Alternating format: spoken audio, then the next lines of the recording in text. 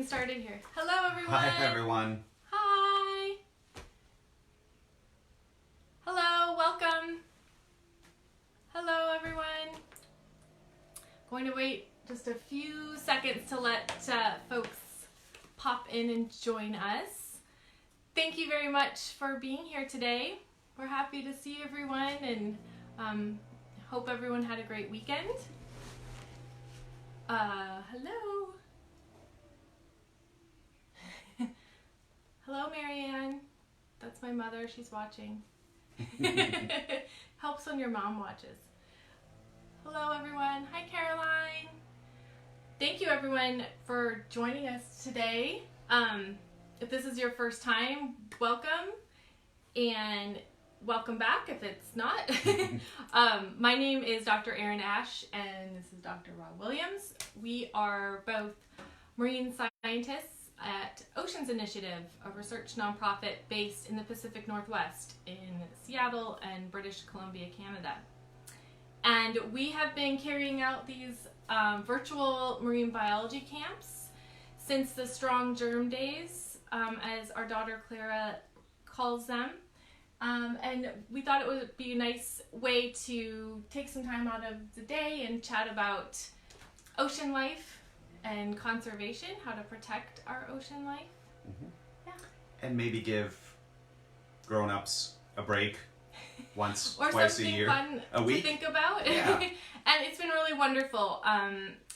It's helped us keep our spirits up and keep us thinking about the work that we love. And we've been really inspired by all of your questions, your artwork, and we're very, very grateful to all of you for joining us. It's been a fantastic experience. And please thank you. keep the drawings coming, those Yeah. great paintings, the photographs. It really is wonderful to see. And as Erin was saying, we really, when we started this, thought we'd see a few families from our daughter's preschool, and it has reached hundreds, thousands of people all over the world, and it's so wonderful to see our community growing.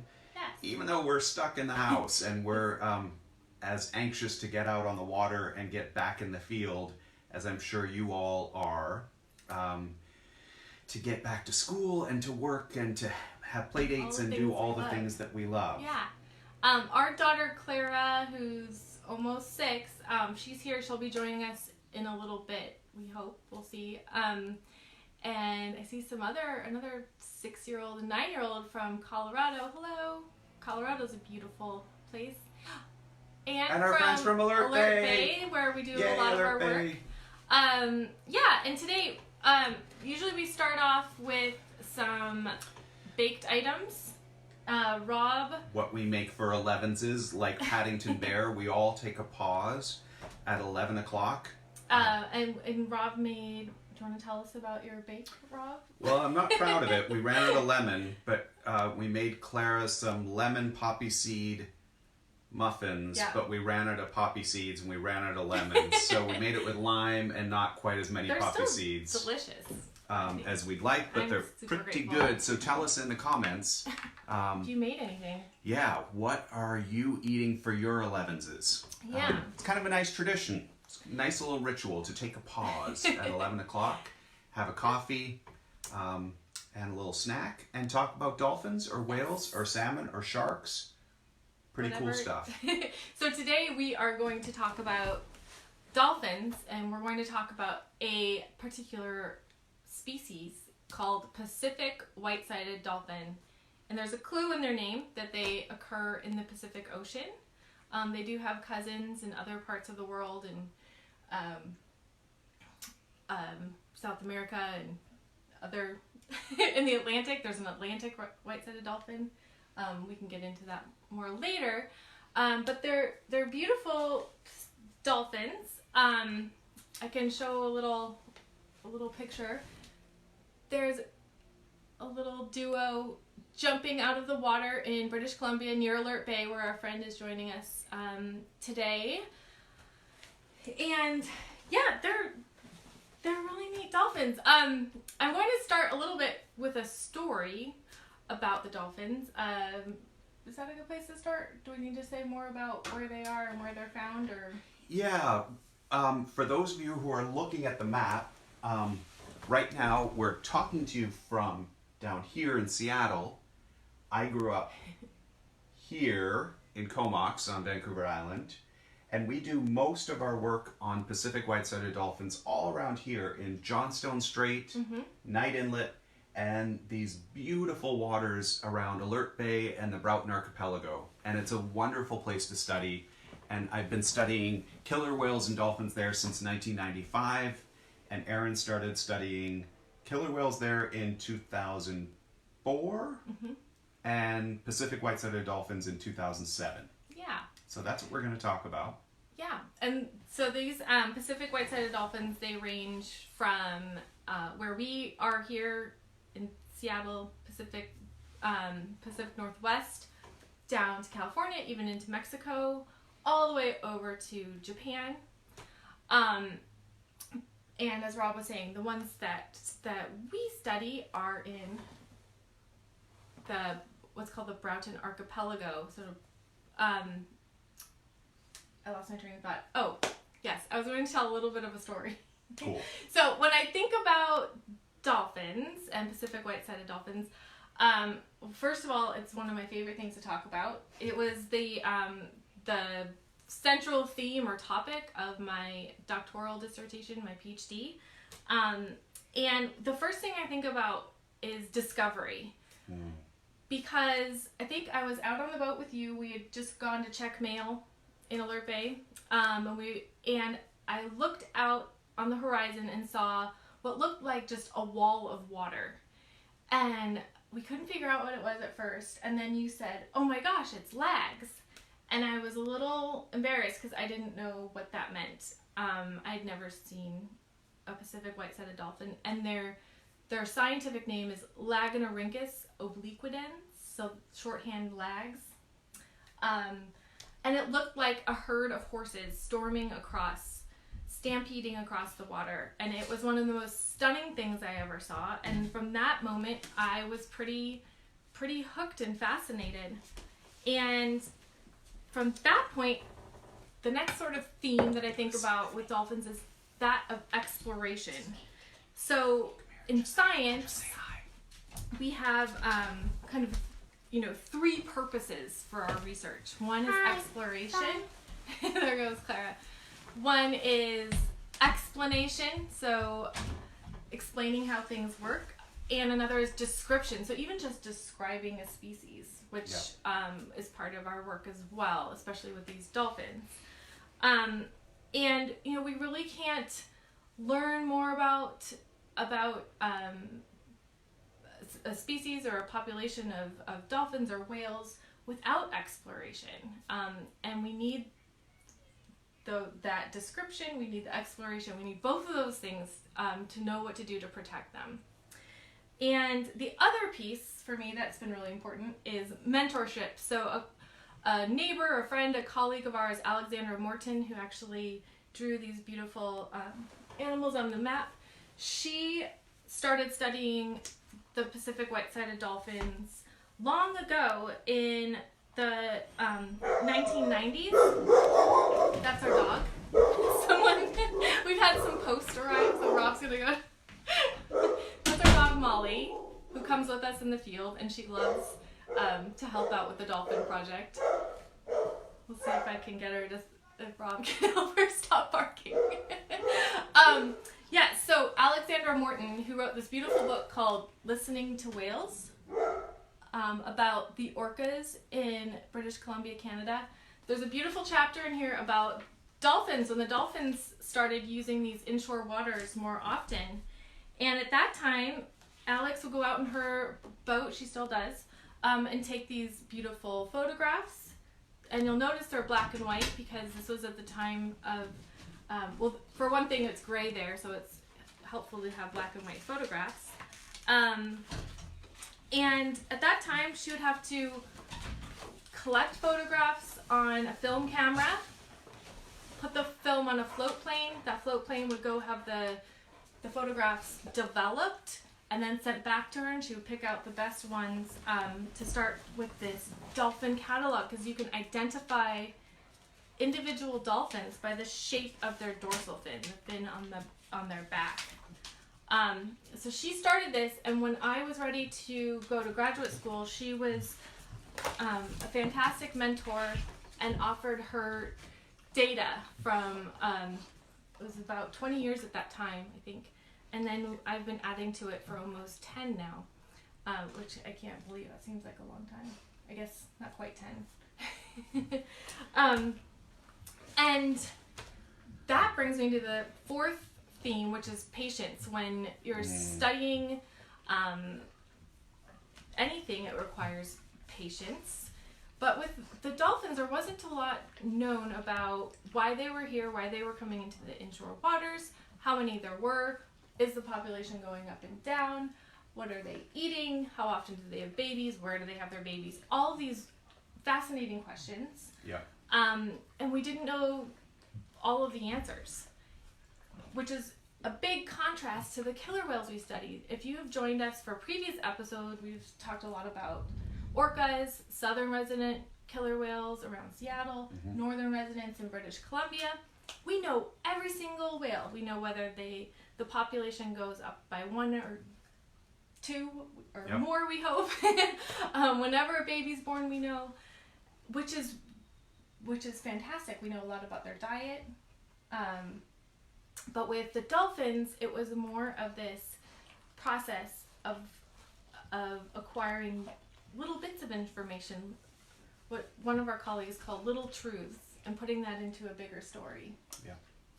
Yeah. So that was a long explanation, but it's a great one, and I think it's really great to think about what skills do we need to have.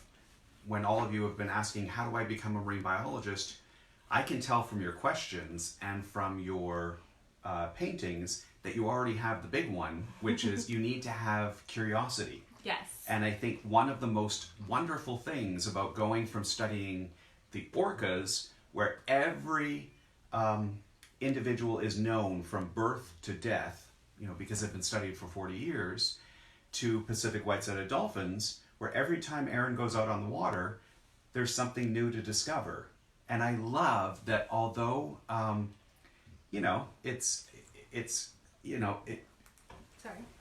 it's challenging, it's also what keeps us motivated as scientists, that we all get to discover new things. So curiosity, exploration, patience, and mentorship.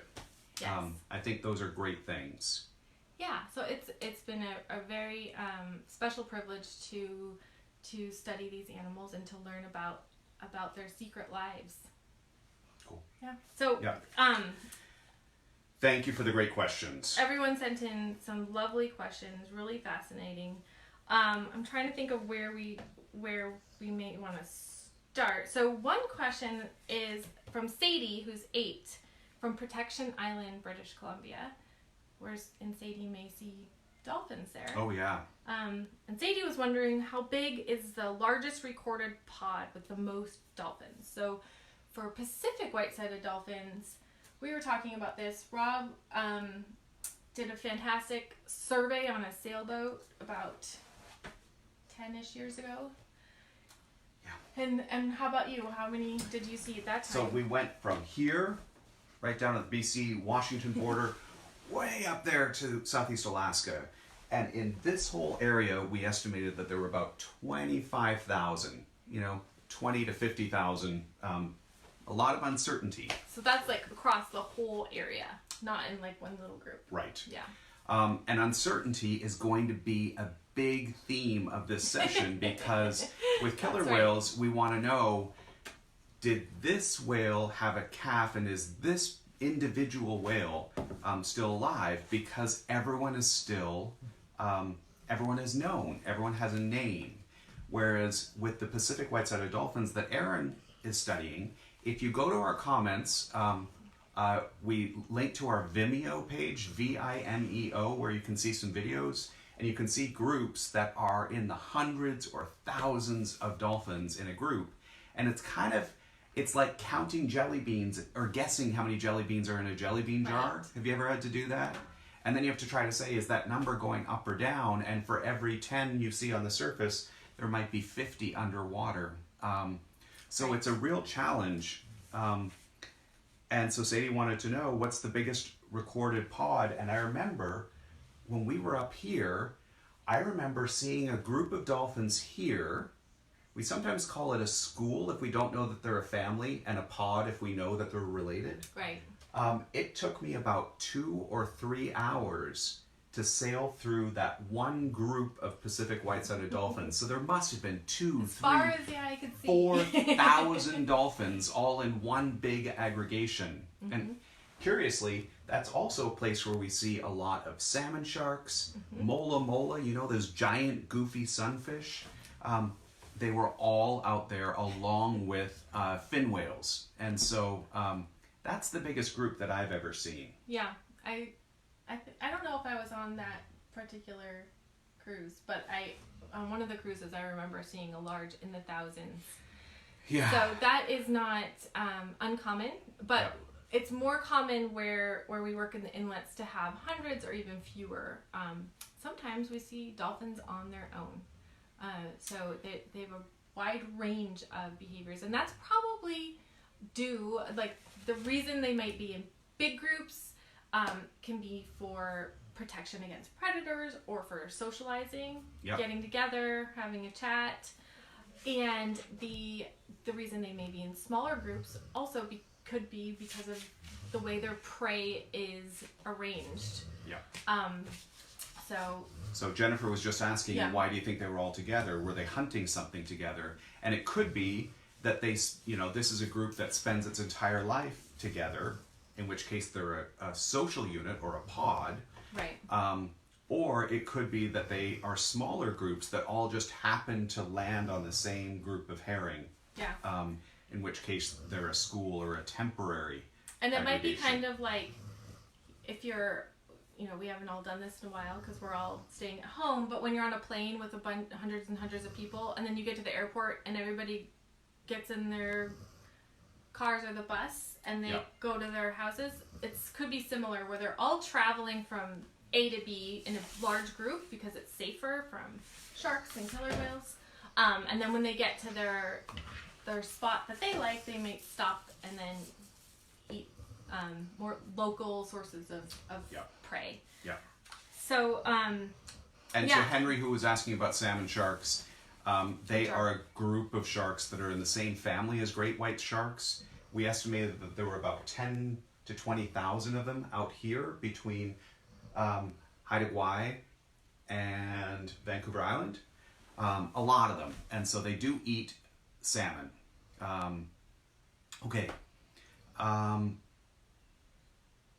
Zoe wanted to know, how old can a dolphin, Pacific white-sided dolphin, get? That's a great question. We think around 40, 45 years old. So females probably live a little bit longer. The official number is 46. And yeah, that's pretty good for for a dolphin. Long-lived They are dolphin. long-lived. So, and a number of people have been asking, what are the differences between Pacific white-sided dolphins and Atlantic white-sided dolphins or bottlenose dolphins? It's hard to generalize. A few sessions ago we did a session on dolphins of the world, but I'd say the biggest difference is that many of the bottlenose dolphins can live in really shallow coastal waters. right. And the Pacific white-sided dolphins they come into their own in the really offshore environment, and we're really lucky that we get to study in the deep fjords of British Columbia, where it's protected from the wind and the waves, and so we can work in a fairly small boat. But you can see, tens of thousands of them from here all the way over to Alaska to Russia and to Japan. Right. So they're really a pelagic offshore oceanic dolphin.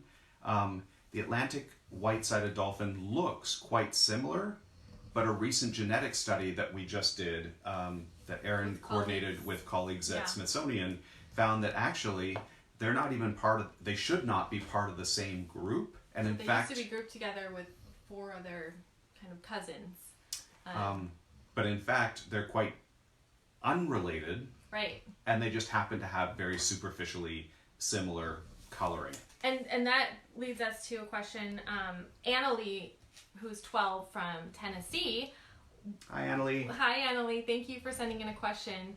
Annalie wants to know, why do Pacific white-sided dolphins have stripes, and do the stripes do something specific? So we were just talking about coloration, and just broadly, coloration, at least as can distinguish different species. So as Rob was just talking about, the Atlantic white-sided dolphin, they're similar in color to the Pacific white-sided dolphin, but not exactly. So we can look at those small differences, just like when we were painting the orca last week. When you take some time to really get specific about the animal's coloration, you can see these small differences. So that's at the species level. And then even within a population, so within a group, or like as Rob was saying, a big school of dolphins, they may have small differences. And males and females could have different coloration patterns. And sometimes there is a really cool dolphin that has different coloration than all of its buddies, an anomalous coloration pattern. And that seems to be more common with the population in Japan. But that happens. And so the coloration patterns have different functions. Rob, a few sessions ago, talked a little bit about counter shading. So when you have this sort of black and white effect, it can help protect dolphins from predators, from sharks and killer whales. It can also, the shading can help them camouflage from their prey, from small schooling fish.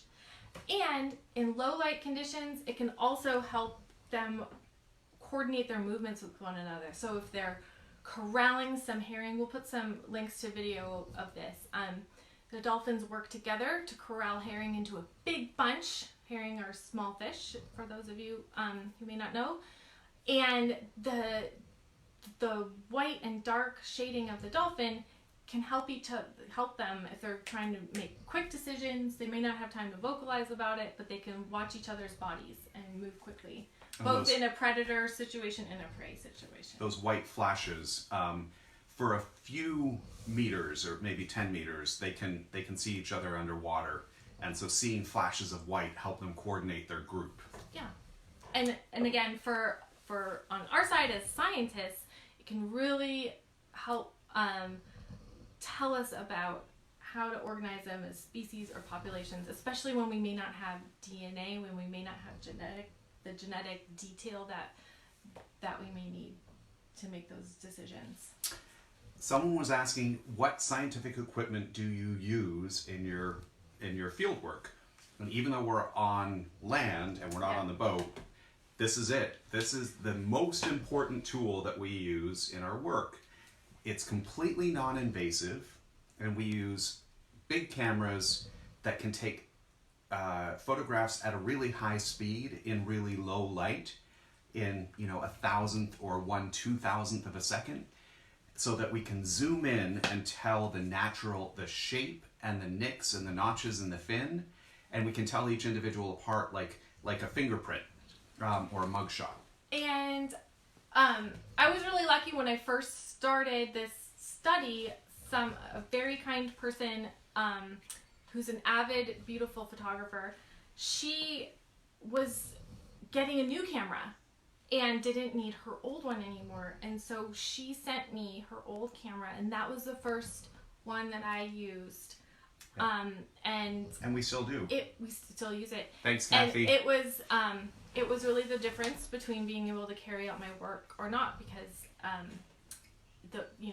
camera equipment can be expensive. And we had a little boat, and we lived on a little island without electricity. We're running water, so we lived inexpensively. We still go up there for our field work. And yeah, so that tool was important. It was vital, and I still am very grateful for that contribution. So Cricket was just asking, when are we going to draw? Good question. That's a great question. Two things. Okay. First of all, we aren't artists. We are not artists. That was on Thursday. Our good friend Sophia Trin did a quick crash course in an introduction to watercolor painting. We were very lucky to do that. We will post that video to Vimeo, to our website, to YouTube. Right. Thank you for sending in the beautiful photographs of the beautiful paintings that you made. Mm-hmm. And by the those way, were amazing. I still haven't replied to everyone who sent those, but those were just really special. I'd like to say hello to Nico from Colorado. Sophia loved your note, and Nico has won Thursday's painting, the original painting by Sophia Trin. So we'll email later and send that out. But we are not drawing today. Well, but what you can do... You can draw if you want to. Go to our Instagram post where we post some of our favorite photographs. Okay. Or there's a coloring pages blog on our website, oceansinitiative.org. And you can download the coloring image and color those and send them in. Or you can use our Instagram page for inspiration. We'd love to see the pictures that you draw or the painting. And yeah, the drawing and painting was really fun. And I haven't attempted a white-sided dolphin yet, but that's on my list to do with Clara because that looks fun. Perfect. We should have art more often with our science. Yeah, we should. All right, do you have another question? Hope, who's 8 from Texas, Hi, Hope. would like to know how fast can a Pacific white-sided dolphin swim? Okay, well they can go pretty fast. A long time ago, folks with a suction cup attached a tag that had a special, I guess kind of a counter, like an accelerometer, sort of like what you'd have on your car. So they attached by suction cup a little tag to the dolphin and were able to measure the dolphin's speed at about going up to 20 miles an hour. And that's about what we've noticed when we were in the field on our boat. Yeah. That they can go pretty fast. But they usually cruise at lower. Yeah. Like so 5 miles an hour, maybe. If they're going like long ranges, from here to here, they might swim at 5 or 7 knots. Dolphin eating killer whales around, and they've been alerted to the presence of killer whales, and they're nervous about that. They will definitely use those high speeds. They go up to top speed to get out of there, and it's like a herd of horses. Just in some, on some occasions, our boat, which can do 25 or 30 knots, our fast research boat can struggle to keep up with these schools of really fast Pacific white-sided dolphins. Yeah. So that's a great question. And that's one of the reasons people often ask, oh, do you dive with them? Do you swim with them?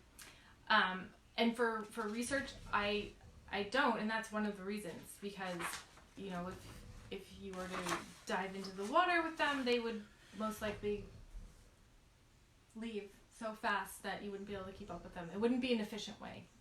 And you can't really see well underwater. Yeah, and to take photographs. Yeah. So we use other tools, underwater cameras. Yeah. That's another tool, and drones we're using more often. Yeah. So we track Pacific white-sided dolphins non-invasively through sound. We listen on hydrophones and listen for their vocalizations. And we use photographs and track individuals through time. So we use sound and a sightings network. We call on our neighbors to share sightings, and that's how we track groups. But we track individuals through cameras and tracking individuals through time. Teresa had a great question. Where can we see this species of Pacific white-sided dolphins in the wild? Great question. So, British Columbia, you can see them up in Johnstone Strait here. Yeah, I mean, most of the whale watching is out of here, out of Victoria. But you don't see a whole lot of Pacific white-sided dolphins.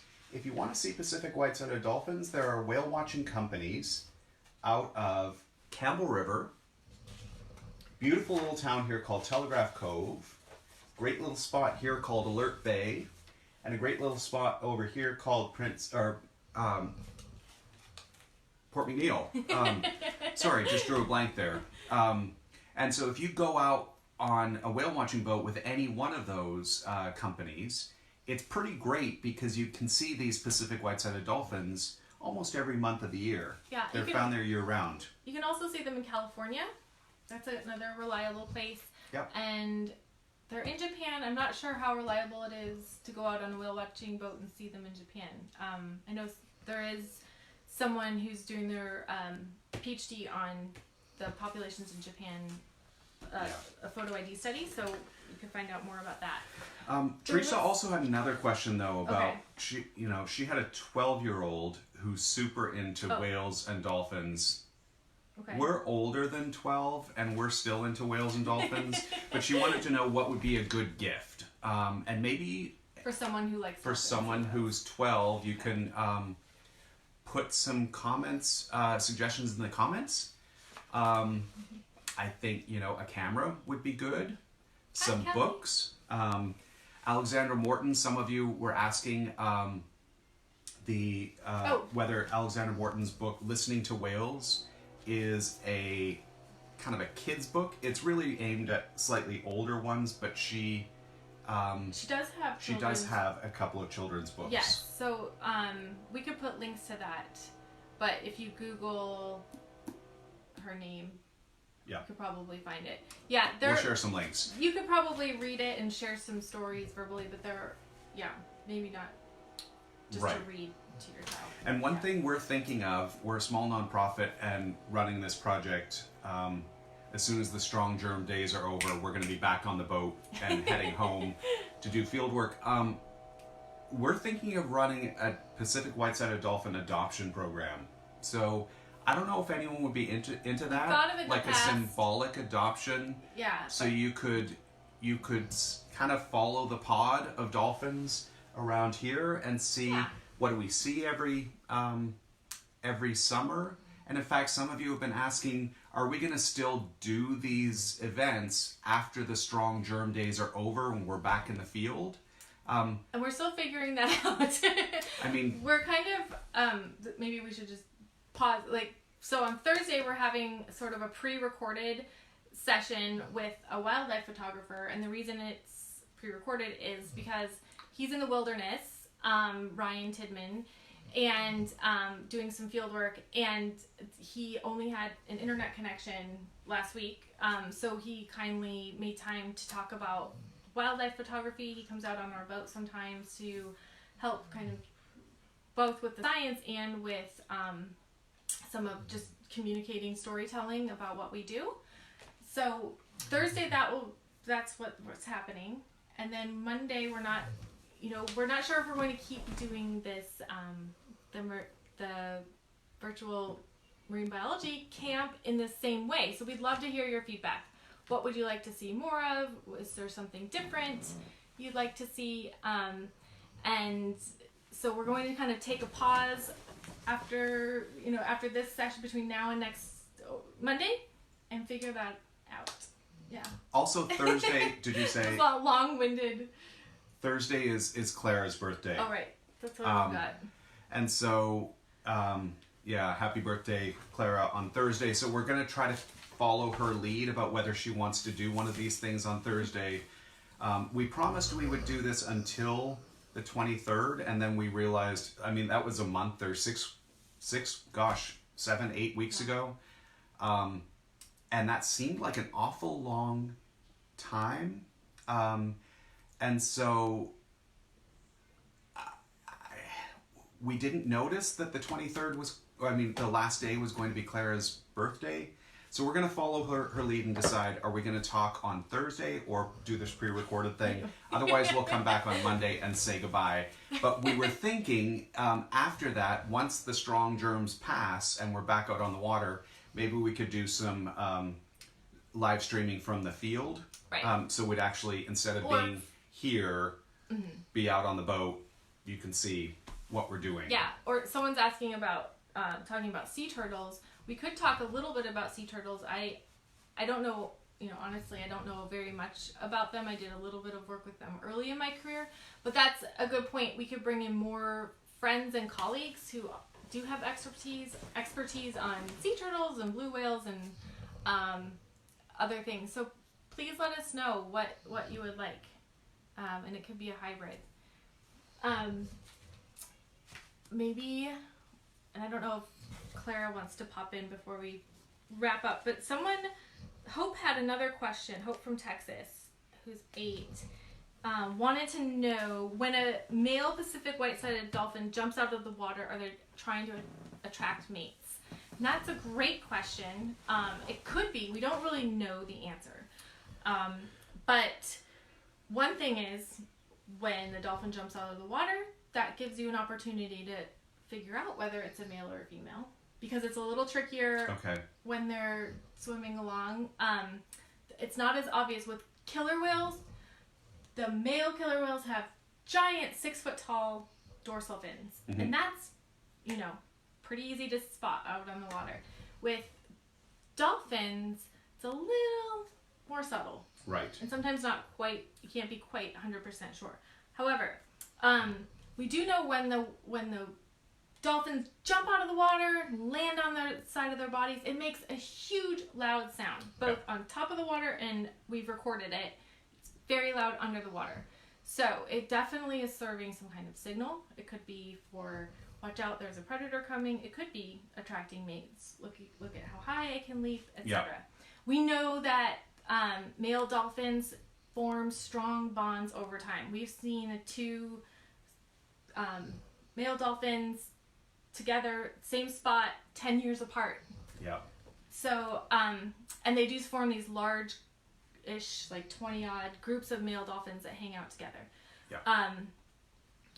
Yeah. So we also have a couple little fjords that we won't name on a map, but it seems like the moms go into those inlets to have their babies. Yes. And we are really hoping that it will be safe to get back on our boat and take the boat home to BC, so that we can track those moms with the new babies. And one of Erin's new research projects is to try to see how important is herring to healthy populations of herring to healthy populations of Pacific white-sided dolphins. So if we can keep this going, I think that's what we would probably try to do, is do these a little bit more infrequently, and do them from the field. People are asking to see, us using the equipment. Yeah. Erin has a really cool study where the dolphins, like sneeze, they blow into a petri dish about this big, and she figures out which germs are in their breath. Yeah, so it's really neat because pretty cool study. When I was Clara's age, I wanted to be a veterinarian, and then I wanted to study whales, and I didn't know what to do. And someone said, well, you can study whales and work with veterinarians. And so this is kind of a dream come true, because I'm working with 2 amazing veterinarians to help me understand the germ pathways for Pacific white-sided dolphins. I just want to make a quick comment. We have a lot of young kids and some older kids who are watching this. And thank you to those of you who are on Instagram who pointed out some pretty abusive comments. I blocked that person, but it took me a while to see that the comments were pretty awful. So thanks for letting us know when there's inappropriate content. And guys, for those of you who are making comments, just remember that everyone can read what you're writing, and use your use your best judgment. To be a safe space for kids to learn about the ocean and ocean life. Cool. During these strong germ days. Strong germ days. Yeah. Great. So these are some other questions from the global dolphin. Yeah. Before we go on to more questions, I have a few more thank yous. All right. Connor the Dolphins friend from North Vancouver. Hello. Hello, Maureen. Thank you very much for joining. Connor is one of our favorite Dolphins. Yes. Okay. First of all, I want to tell you how much our whole team was really moved by a message we got from our friends in Oliver, British Columbia.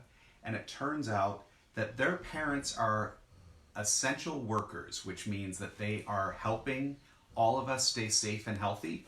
And while their grown-ups were out, working in hospitals and doing really jobs that help all of us, one little school stayed open so that those 6 kids could still learn and be in a safe place. And I was so thrilled to hear that all 6 kids were watching Mondays and Thursdays. So all of you. Hi, kids in Oliver, BC, and thank you for sending in your beautiful paintings. I really, really like them. I also wanted to say a special, we're just sending a whole lot of love to our family in Cape Breton and Nova Scotia. They had a pretty tough weekend, and we just want to let you know that from the West Coast, boy, we all love you, and we're thinking of you. And even though we can't hug you in person right now, we're sending you big, big, big virtual hugs, whale-sized hugs, and we're thinking of all of you. Here, can you go around, darling? I can pick her up. So Clara, oops. Can you tell us, okay, what is one of your favorite traditions about studying dolphins? That every time we see a dolphin, we get to eat dolphin chocolate. And so that can take a while, right? If you're out on the boat and you're looking for dolphins, is it just like nonstop eating chocolate? Or does it take a while to find them sometimes? We have a special kind of chocolate, and it's kind of a superstition, which is kind of a family tradition that we find this really special square. What kind is it? What's inside? It's chocolate with mint inside. And it's very special, and you don't eat that chocolate until you find dolphins. Or sometimes we bend the rules if it's a porpoise and we're really hungry. Yeah. But really, Or if we see a killer whale, because they're actually world's biggest dolphin. Right. Exactly. And so that's kind of a sweet reward for the people who are working, searching really hard to try to find dolphins out. It's a big ocean. Clara is very helpful in finding dolphins. Yeah. Is there anything else, like, do you want to say one thing? Like, is there anything that you like about dolphins besides the chocolate, or Well, just the chocolate? I really like, and also Molly helps us spot dolphins Our dog. by standing on the bow of the boat, and she'll bark, and she'll go inside the boat and bark if she sees a dolphin. That is true. Right, Mom? Right, Molly? She's very helpful. Yeah. Yeah. She's a Very big helper. helpful, Molly. Is there Yep. anything else you like about the dolphins? The babies, maybe? The babies. Okay. And I really think it's cool because before I was born and before Mommy and Daddy had our big boat, Wisher, We had a little boat. they had a little wooden rowboat, and you could sit in it and then touch. No, I don't think you've Dolphins. imagined this. You actually, No, you actually I've said never that. touched Oh, a I know what you're dolphin. thinking. Because we were lower, they came up and They they were came so close. close. It felt as though you could almost touch them because they were so close. But we Now we're in a bigger boat, so it feels like they're farther away. Yeah. Yeah. But yeah, they're pretty fun to study because, it's Oh, you're almost. leaving? That's You're it. gonna say Can you say goodbye? And will you see people Thursday for your birthday, or should we take a break for Thursday? We'll see. See people on my birthday. Okay. We'll see. That So changes please send in your suggestions for what we should be covering on Thursday. Sounds like we might be able to get Clara We'll see. to join.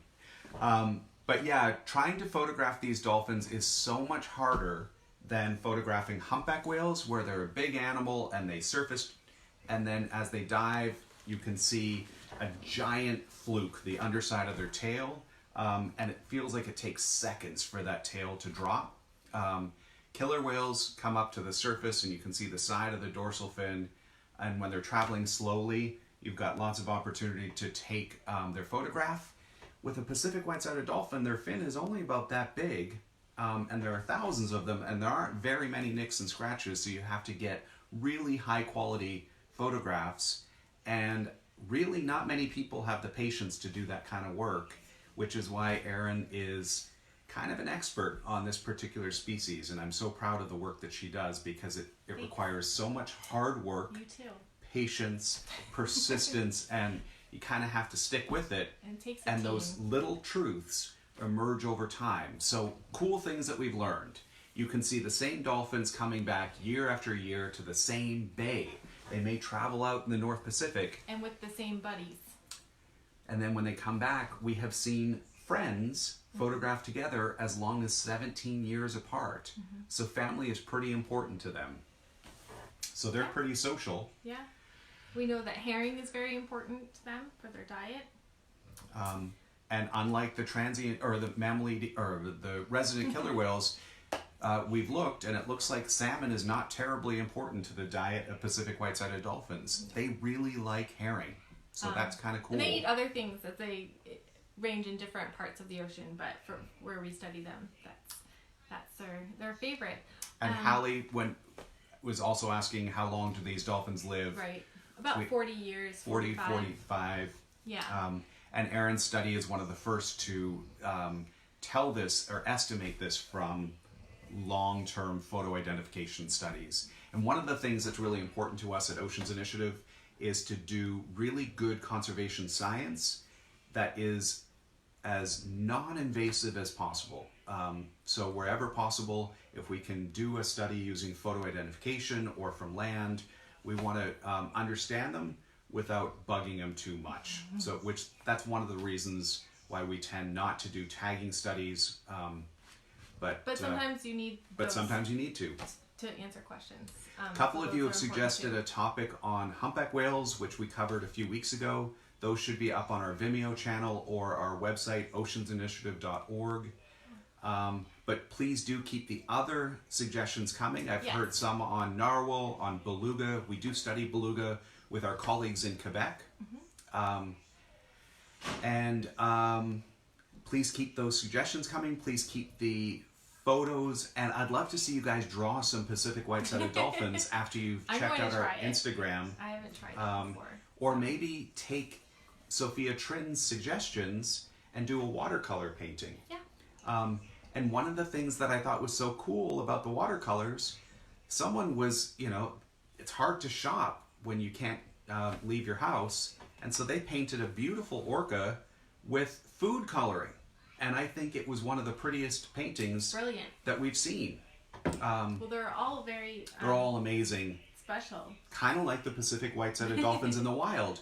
No two were alike. Yeah. They were all slightly different, and they were all beautiful. And so please keep them coming. Yeah. If you email those and the questions to team@oceansinitiative.org, that way we know we have your grown-ups' permission to share the photograph, and that's really important to us. Rebecca wanted a topic on climate change. I think that's a great idea. It's something we'd love to talk about. Yes. But we'll check in with Clara to see how much longer, whether she wants to do one on Thursday, and how much longer these are going to go on, because we'd love to start gearing up for our own field work. Yeah. And we could join you from there. And we can join you from the field. Yeah. Thank you, everyone. Thank you for all of your questions and comments. And Cruz has feedback. asked this a couple of times. Great Oh. white sharks. Cruz, check in the videos that are on Vimeo and are on We our talked about website. sharks generally with We had a wonderful David guest Schiffman. lecture with Yeah. Dr. David Schiffman, Why Sharks Matter. And yes, we have recorded a giant aggregation of about 20,000 salmon and blue sharks. But we do have white sharks around here, and they do.